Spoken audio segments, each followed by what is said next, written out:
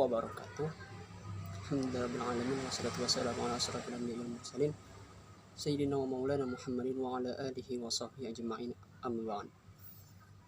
Bersyukur kita kepada Allah dengan mengucap alhamdulillah, dan kita bersalat kepada Nabi dengan mengucap Allahumma shalli ala sayyidina Muhammad wa ala sayyidina Muhammad.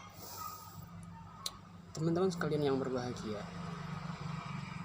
terkait dengan masalah kehidupan kita, terutama anak-anak zaman milenial yang sekarang mengarungi lautan dunia di era Z, mulai dari kisaran umur 14 tahun sampai 20 tahun ke atas, itu banyaknya masalah-masalah yang digandrungi, yang ditemukan oleh mereka di setiap harinya. Salah satu yang menjadi daya tarik saya untuk mengangkat satu buah materi ini adalah ada satu buah quotes atau kata-kata yang pernah saya temukan 4 tahun yang lalu. Quotesnya itu adalah, nikmat itu akan terasa apabila ia telah hilang.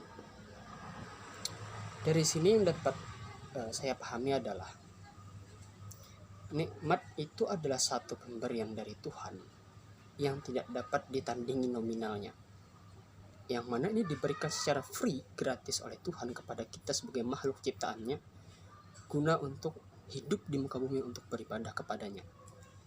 Sehingga banyak yang lalai akan nikmat ini. Kebanyakan sekarang ini juga banyak yang lalai akan memanfaatkan nikmat yang diberikan oleh Tuhan, sehingga di ujung itu muncullah sebuah penyesalan. Maka karena itulah quotesnya adalah, nikmat itu akan terasa apabila ia sudah hilang. Ini satu kalimat yang halus ya, menampar kepada semua bahwasanya ketika kamu diberi nikmat oleh Tuhan, maka syukurilah itu, hargailah nikmat itu, dan manfaatkanlah sebetul-betulnya sebelum penyesalan itu tiba. Oleh karena itu, sebenarnya nikmat ini tidak bisa dihitung. Dari zaman dulu sampai zaman sekarang, banyak para pakar, para ilmuwan, para ulama mengatakan bahwasanya nikmat itu sangatlah besar dan tidak dapat terhitung oleh jari-jari manusia. Bahkan mesin pun tidak dapat menghitung. Dari sebuah website yang saya baca di IGN Times, website itu mengatakan bahwasanya ada 5 penyebab yang menyebabkan orang-orang, terutama anak milenial, itu sangat sulit untuk menghargai, untuk memanfaatkan, mensyukuri akan nikmat yang ia terima. Yang pertama itu adalah terlalu sibuk, terlalu rame untuk membanding-bandingkan. Ketika kamu punya HP Vivo dengan harga yang 2,5, namun teman kamu punya HP yang harganya spek di atas 5 juta, disitulah seakan-akan rasa insecure, rasa membanding-bandingkan antara HP kamu dengan HP temanmu itu berkelanjutan. Oh, HP kamu lebih bagus daripada HP ku, ini banding ini, speknya bagaimana, Snapdragon-nya berapa, kameranya berapa megapiksel.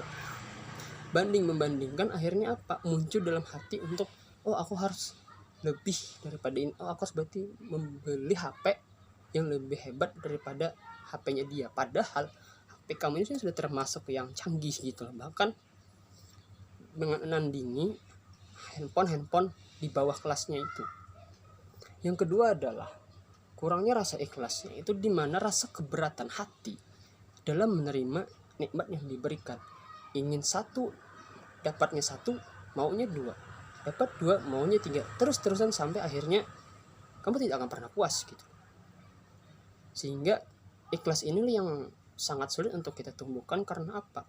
Ketika kita menerima satu buah manfaat, satu buah nikmat, atau satu buah hadiah yang diberikan, saat itulah kamu ditantang untuk bagaimana kamu mensyukurinya itu, berterima kasih, merasa cukup dengan benda atau satu hal yang diberikan kepadamu. Yang ketiga itu adalah karena kurang sabar ya, karena kebanyakan nafsu manusia ketika ingin sesuatu pasti pengen gercep gitu loh, pengen cepat jadi, aku mau ini, oh harus sekarang ini juga jadi gitu, tanpa berpikir oh ini perlu proses panjang, oh ini perlu kesabaran dalam hitungan beberapa waktu, beberapa bulan, ini perlu ekstra usaha, perlu kinerja yang maksimal untuk bisa mendapatkan benda ini, harus nabung kuat gini, nominalnya segini, sampai dapat temponya gitu sesuai nominal baru bisa beli. Itu yang sebenarnya sangat sulit untuk ditanamkan kepada anak milenial ya, karena mereka anak milenial ini sebenarnya mereka ingin yang instan gitu. Padahal di dunia ini nggak ada yang instan. Yang instan hanya Indomie. Yang keempat adalah terlalu fokus pada diri sendiri. Maksudnya adalah terlalu fokus memeriksa kesalahan, memeriksa masalah-masalah yang ada di dalam diri. Seakan-akan aku loh gitu yang paling banyak masalah, aku yang paling berat masalahnya. Padahal ada orang yang di bawah kamu yang lebih banyak masalahnya, lebih berat, namun dia bisa menghadapinya dengan diam. Itulah yang agak sulit ditanamkan. Karena apa? Mereka tadi di poin ketiga tidak sabar dan mereka inginnya instan, cepat jadi gitu.